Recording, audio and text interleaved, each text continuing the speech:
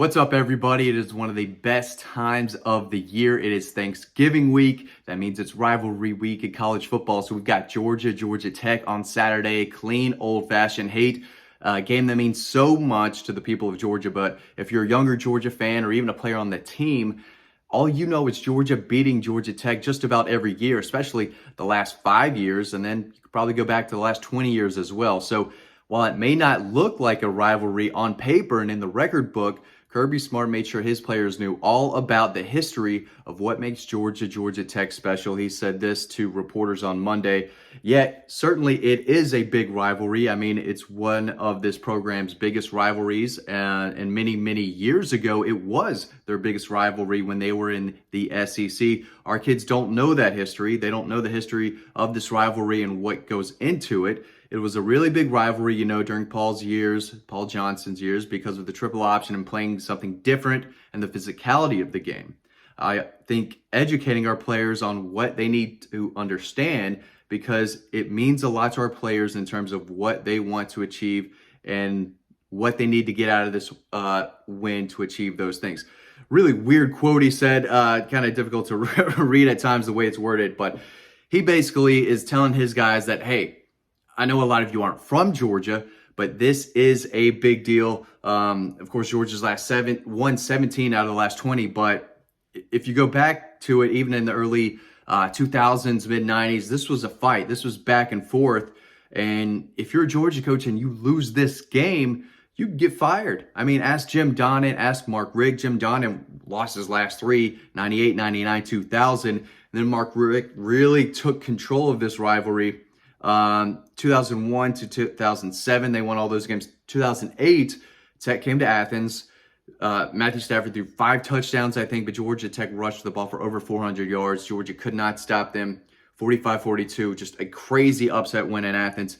People, they remember that, right? You don't remember the occasional 42-10, right? Or anything like that, 45-13. You don't remember that because it kind of happens every year, right? But when Georgia loses to Tech, it is a big deal. It stings all year, and it's just something that doesn't happen. Mark Richt really took that rivalry over. Still hasn't lost in Atlanta. The last time Tech beat Georgia they're all in Athens, last 3 times, and they were crazy close games. The overtime game, 2014, Georgia should not have lost that game. Mark Richt really screwed the pooch there at the end. They should let the clock run out and Hudson Mason throw the game-winning touchdown. Instead, they left time on the clock. The squib kick, the field goal, the overtime. It was a disaster from then on. He was firmly on the hot seat after that. And then, of course, they gave him one more year, 2015, a year too late. He got fired right after that. But when he lost to Tech in 14, people wanted him gone then. I mean, it was a big deal. But man, there were some fights over the last 20 years. 14-7, 2005. Tim Jennings with the interception. Calvin Johnson was at Tech those years. Everyone knows Reggie Ball lost 4 straight to Georgia, threw out of bounds on the 4th down. So if you're a Georgia fan, Thanksgiving is a nice time of the year. You get to spend time with your family. If you like your family, I love my family. I hope a lot of you do too. But 2 days later, it's Georgia Tech. It's fall weather going into winter. It's a jacket type of game, and there have been some big time battles. So it may not seem like it. Let's go. Georgia won the last game 45-0. Before that, 52-7, 45-21, 38-7 in 2017 before Kirby lost that first one to Tech in 2016. So if you're a recent player or if you're a kid, you're new to Georgia football, you can't really comprehend Georgia Tech beating Georgia right now or in the foreseeable future. I made a video last year about, is Kirby Smart ever going to lose to Georgia Tech? Tech will never have the talent that Georgia has. They don't have the resources. They don't have the coaching staff. If you look up and down and check each box that a program needs from top to bottom, Georgia checks every box other than Georgia Tech when it comes to football. They just don't have what it takes to be at the caliber of program that Georgia is. And Kirby played at Georgia. Will Muschamp, who's on the staff, played at Georgia. Mike Bobo played at Georgia. Todd Hartley has been a Georgia Bulldog guy. Brian McClendon made a massive play against Georgia Tech. I believe that was 2005. DJ Shockley to Brian McClendon. I don't know if that gave them the lead or took them up 14-0, but that was a big deal. So a lot of the guys on the staff have, that special kind of hatred for Georgia Tech, an in-state rival that it used to give Georgia some tough times. Actually, it was only 3 years in a row from 98 to 2000 where it was just inexcusable. You had to make a change. But, Georgia won from 91 to 97. Again, like I said earlier, 2001 to 2007, 09 to 13.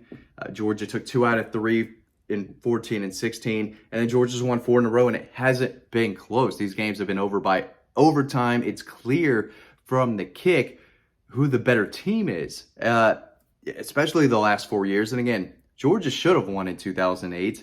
They should have won in 2014.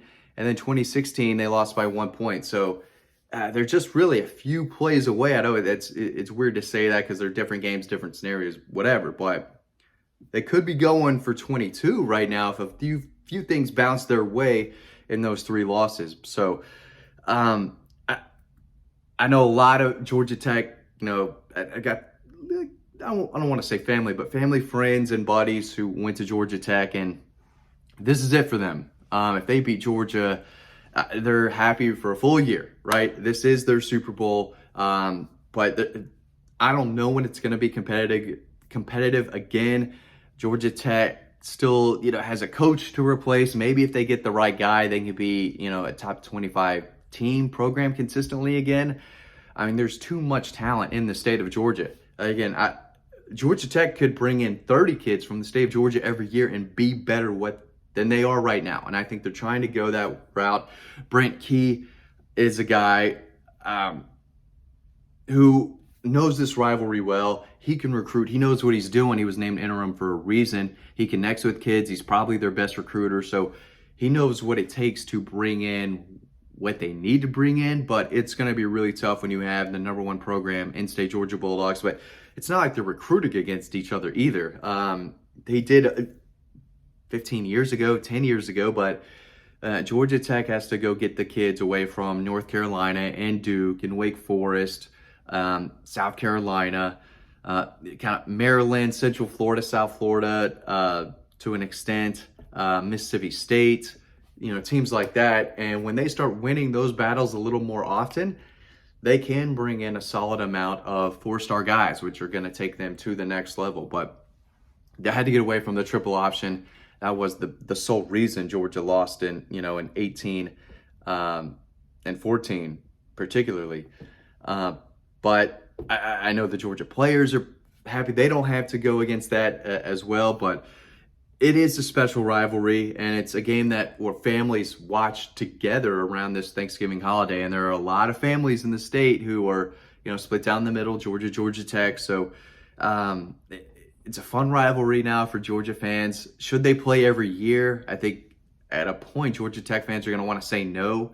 I like covering the game in Atlanta. You see the skyline behind the stadium and all that. I think it's a cooler, smaller, older stadium there in downtown. I would hate to see the rivalry go away because it does mean so much, especially this time of the year. I think the colors clash and mesh well. It's a fun game. Again, everyone's usually bundled up, and there have been some big moments in the series over the last 20 years, especially if you're a Georgia fan. In 13, double overtime, Todd Gurley running all over Tech.